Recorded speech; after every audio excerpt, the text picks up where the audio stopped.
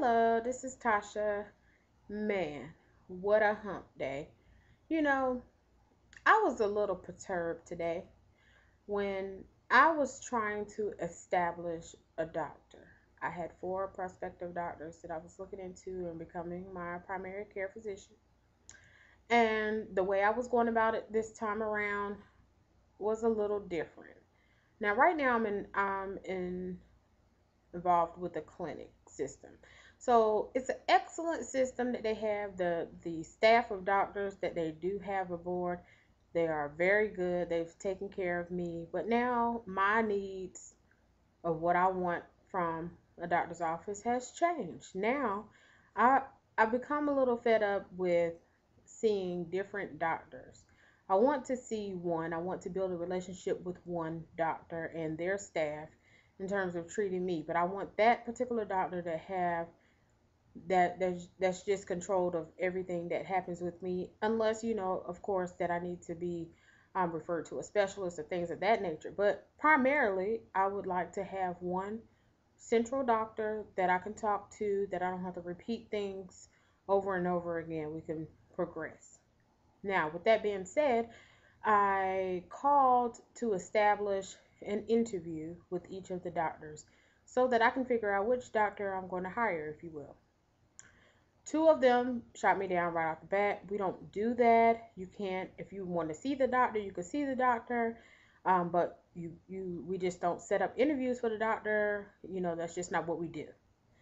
So, fair enough. You told me straight up you're not going to do that. You're not willing to do that. So you're not going to be on my prospect list. So the other two, I called. I told them what I needed, what I wanted, and they set up appointments. The first appointment was today. The second one is on Friday.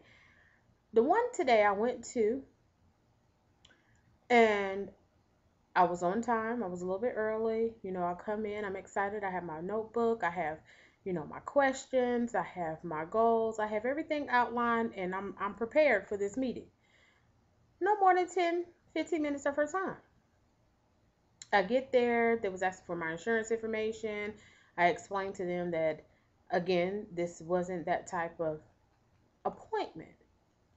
So the doctor comes out. I asked her if I could speak with her. I had an appointment set up for her with this time. Now all of a sudden she's busy. But I had an appointment with her at 3:30. So the only thing that you should be doing at 3:30 is taking care of me, right?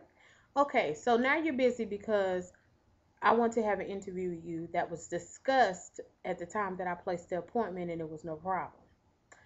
So I became very frustrated because of the customer service that I had received at the facility, and pretty much telling me that I just need to seek other primary care physicians, and that she does not do that. You have to be a patient for her to speak to me, and pretty much she's a doctor. I should take her at her word, and I should just pay my copay, and she'll treat me for whatever I need to be treated for.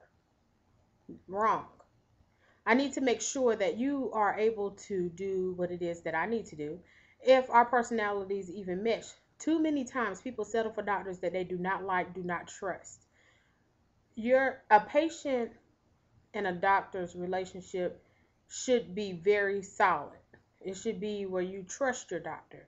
You should know that your doctor is competent enough to be able to execute whatever it is that needs to be done. And if you don't have that, too many times people get misdiagnosed, or too many times people don't follow up with their doctors as they should, making, current illnesses worse. I want a doctor that I can trust, that I feel comfortable to, that I want to go see, that I know that when I go see this doctor has my best interests at heart. So, with her response and pretty much telling me to go back to my list of primary care physicians that's on my insurance company's network, further let me know that she's not someone that I would want on my list anyway. I want someone who is passionate about their job and that is here for the people, not so much a dollar.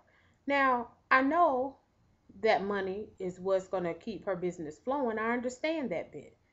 But with business, there comes a certain amount of risk that is involved in a business.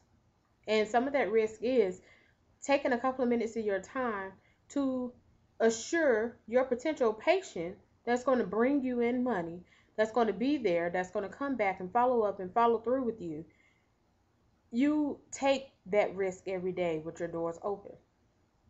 So I feel like with any major transaction that you do in life, whether it's investments, whether or not it's um, anything, buying a home or whatever, you don't just put your money out on the table first. You go case to place, you go speak with the people, you go and see who you're going to be dealing with.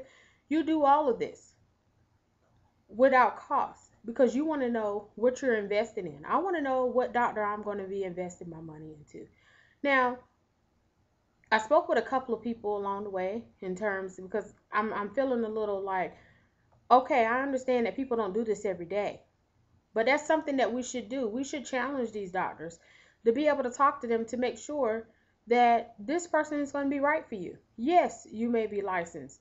Yes, you may be board certified. Yes, you may be all those things, but you may not be right for me.